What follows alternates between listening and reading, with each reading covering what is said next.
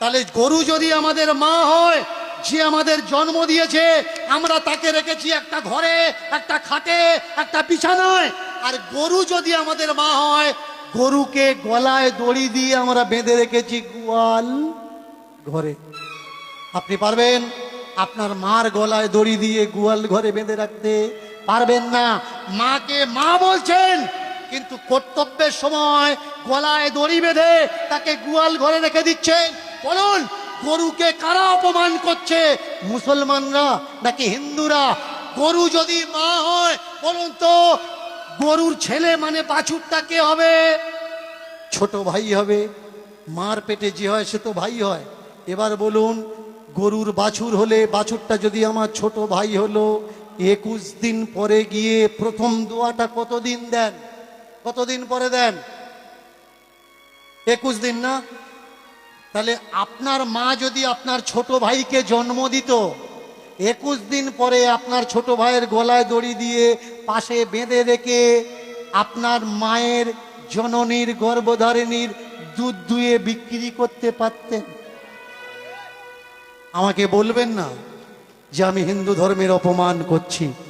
আমি প্রশ্ন করছি, আমি জানি না, আমি অবোধ শিশু।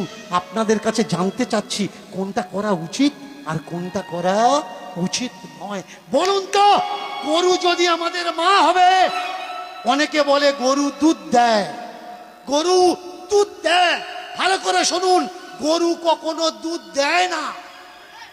বাছুরকে বেঁধে, গরুকে বেঁধে আমরা দুধ বের করে নিই। গরু আমাদের দুধ দেয় না, অচেরায় পড়ে দুধ বের করতে বাধ্য করাই।